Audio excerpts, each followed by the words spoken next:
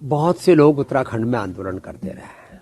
कुछ आंदोलनों में हम भी सम्मिलित रहे थे, गंगा जी को लेकर के, गंगा जी की अविरलता, निर्मलता, पवित्रता। फिर यहाँ पर जो सुरंगें बनाई जा रही हैं, यहाँ पर जो रोड और कंस्ट्रक्शन हो रहा है, देखिए कुछ तो अपरिहार्य है। 4 धाम हमारे 12 महीने खुले रहे, लेकिन उसके लिए जिन नियमों प्रावधानों का पालन करना चाहिए, बड़े विस्फोट नहीं होने चाहिए और ज़्यादा बड़ी सुरंगें नहीं बननी चाहिए। अब जो प्रोजेक्ट चल रहे हैं उससे फिर किसी भी प्रकार की कोई त्रासदी नहीं आनी चाहिए, और यदि कहीं उससे कोई आपदा आ रही है या लोगों के जीवन को कहीं संकट पैदा हो रहा है, तो चाहे जो कंपनियां प्रोजेक्ट्स कर रही हैं उनको, चाहे राज्य और केंद्र सरकारों को इस तरह का एक प्रावधान करना चाहिए कि लोगों का जीवन संकट में ना पड़े, उनके जीवन में अंधेरा ना आए। ये सब की एक सामूहिक जिम्मेदारी बनती है। ऐसे समय पे हमेशा जब इस तरह की घटनाएं होती है तो पतंजलि तो हमेशा आगे बढ़ता है।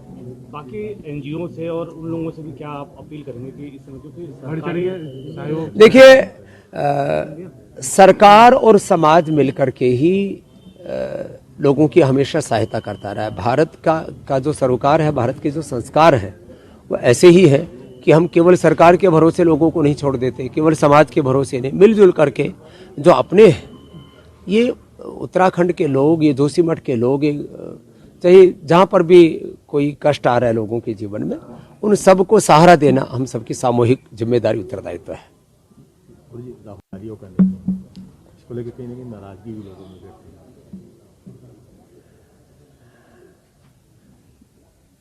दरअसल ये पूरे राजनीतिक हथकंडे हैं। भारत तपस्वियों का भी देश है, भारत पुजारियों का भी देश है, भारत ब्राह्मणों का, सवर्णों का, अगड़ों का, पिछड़ों का, सबका देश है।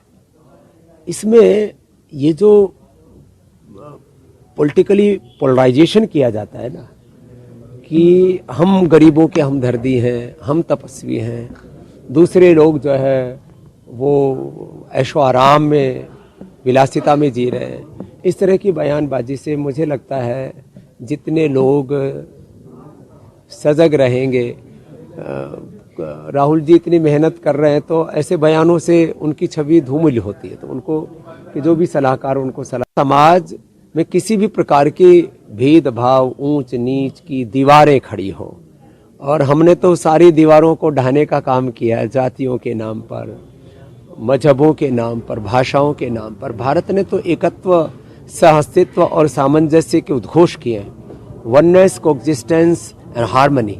ये हमारी सनातन संस्कृति के आधारभूत तत्व रहे हैं। ऐसे में किसी भी वर्ग को टारगेट करके कोई बात कहना अशोभनीय है।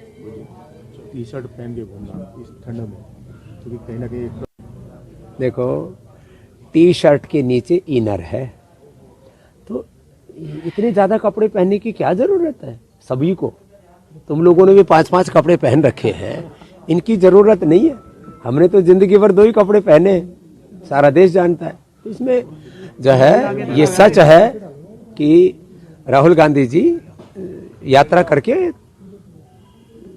जहाँ अपना पुरुषार्थ कर रहे हैं और अपनी खोई हुई राजनीतिक जमीन हासिल करने के लिए चेष्टा करना, ये सबका लोकतांत्रिक अधिकार है। ये राहत सामग्री अभी हम यहाँ से विदा कर रहे हैं, शाम तक पहुंच जाएगी।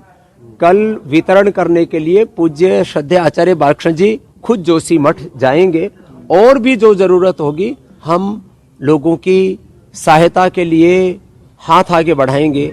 लोगों को अकेला नहीं छोड़ेंगे सड़क पर, बेबस लाचार उनको अवस्था में न छोड़ करके हर कदम पर उनका साथ निभाएंगे।